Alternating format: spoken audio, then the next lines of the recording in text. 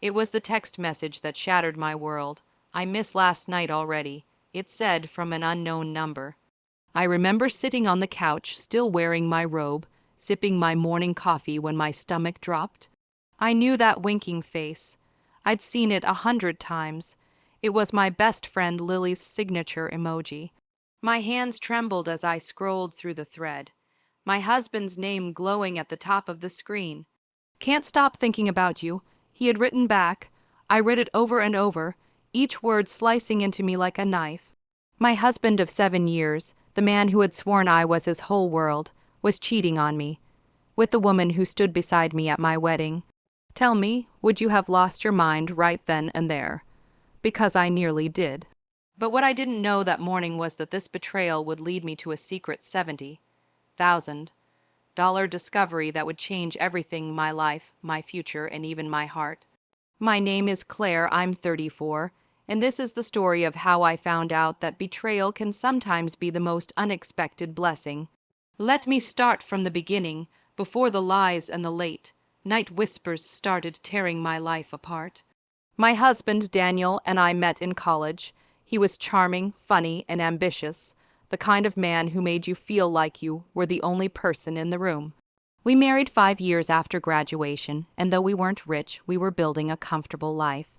I worked as a graphic designer from home, and Daniel was an accountant for a mid-sized firm. We had a small house, a golden retriever named Max, and a tight-knit circle of friends, especially Lily. Lily and I had been best friends since high school. She was the loud one, the confident one, the life of every party. I was the quiet dreamer who designed her invitations, fixed her resumes, and lent her dresses. We were inseparable. When Daniel and I got married, Lily was my maid of honor.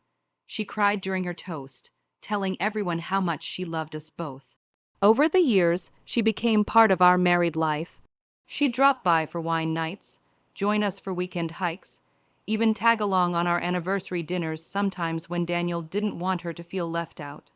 I used to joke that Lily was our third wheel, never realizing she was actually the wedge driving us apart. Things started changing about a year ago. Daniel became distant. He'd stay late at work, often coming home smelling faintly of perfume that wasn't mine. When I'd ask, he'd brush me off. "It's just the office. Don't be paranoid." He stopped holding my hand in public, stopped laughing at my jokes, and started spending more time catching up with friends. I felt him slipping away, and it terrified me. I tried to talk to Lily about it once, pouring my heart out over coffee, but she just smiled and said, "You're overthinking, Claire. Men just get busy sometimes." I believed her. I always believed her, until that message. That morning, after I read their texts, I didn't confront Daniel right away. I needed to be sure.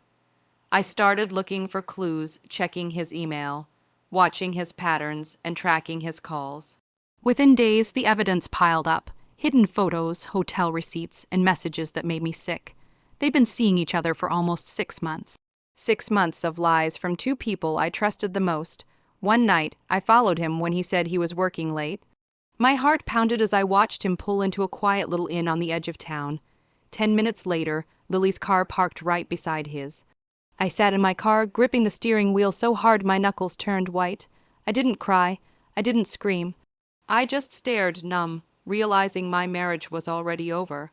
For the next few days, I played along, pretending nothing had changed. I cooked dinner, smiled, even laughed when Daniel made small talk. Inside, I was planning. I wasn't going to explode. I was going to make him regret ever thinking he could deceive me. But then, something strange happened.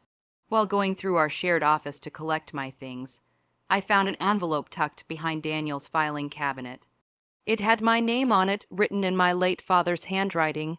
My father had passed away 3 years ago, leaving behind only a modest inheritance. With trembling fingers, I opened the envelope and found a letter and a bank certificate. My father had set aside $70,000 for me, to be released only after I turned 34, which, coincidentally, was that very week. I was in shock. I had no idea this money existed. My father's letter said, "For the day you'll need to start over. I hope this gives you freedom." It was as if he knew. I cried so hard that night I could barely breathe. For the first time, I realized I wasn't trapped. I didn't have to beg, fight, or stay. I had the means to walk away, and maybe even rebuild my life from scratch. But I didn't want to leave quietly, not yet. They needed to see the cost of their betrayal. So that's the situation I was in, and I had to make a choice. Before I tell you what happened next, I want you to pause and comment below. What would you have done in my shoes? Would you confront them head on, walk away in silence, or plan something a little more poetic? Because I promise you, what I did next shocked even me. A week later, I told Daniel I wanted to throw a small dinner at our house to celebrate my birthday. He seemed relieved, maybe even smug, as if I had no idea what was going on. I invited Lily, of course, along with a few of our mutual friends.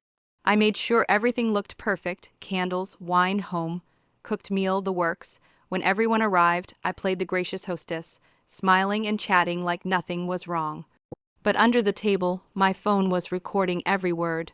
Midway through dinner, I raised my glass for a toast. I just want to thank everyone for being here, I said sweetly, locking eyes with Lily. Especially the two people who have been there for me through everything, my husband Daniel and my best friend Lily. You two have been inseparable lately. The air grew thick. Daniel's smile faltered. Lily looked down at her plate. I continued, actually, I wanted to surprise you both with something. I turned on the TV where I had mirrored my phone screen. A slideshow began, pictures, messages, hotel receipts. Every secret they thought they'd hidden was now on display. The room went silent. One of our friends gasped. Daniel stood up, stammering something about it being a misunderstanding, while Lily burst into tears. I just stood there, calm and collected. The misunderstanding, I said quietly, is thinking I was too blind to notice. Then I turned to the group. I guess this is a good time to tell everyone I'm moving out. And Daniel, since you've been so busy with extracurricular activities, I'll be taking Max and most of the furniture I paid for. Oh, and I'll also be closing the joint account tomorrow morning. I didn't mention the 70,000. That was mine, and no one would ever know. The aftermath was chaos. Daniel tried calling for days, begging to explain, saying it didn't mean anything. Lily vanished, moved to another city after her fiancé. Say yes. She had one too found out about the affair through the same video I posted online. I won't lie, part of me felt guilty for how publicly I exposed them, but the larger part felt free. I packed my things, took Max, and moved into a small apartment near the coast. With my father's money, I decided to finally start my own design business. It was slow at first, but word spread fast. Within a year, I was running a full-fledged branding studio, working with clients all over the country. I thought I'd never trust anyone again, but life has a funny way of surprising you. 6 months after I moved, I met Evan, a photographer who rented the office space next to mine. He was kind, patient, and nothing like Daniel. When I told him my story, he didn't pity me, he admired me. He said, "You turned pain into purpose. Not everyone can do that." And maybe he was right. I had gone from a woman who depended on others for love and validation to someone who could stand on her own, build her own future, and never apologize for it. As for Daniel, I heard through a mutual friend that he lost his job not long after our divorce. Apparently, some of his clients saw the viral video of our dinner. The internet has a long memory.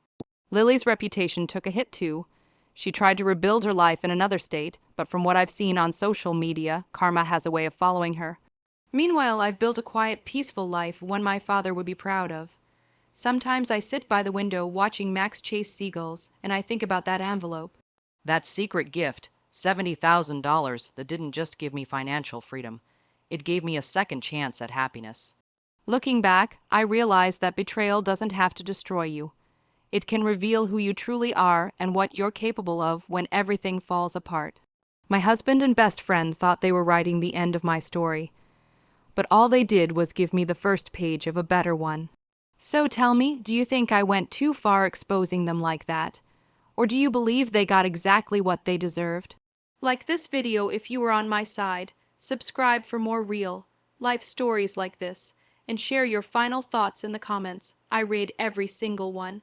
Thanks for listening, and I'll see you all in the next story.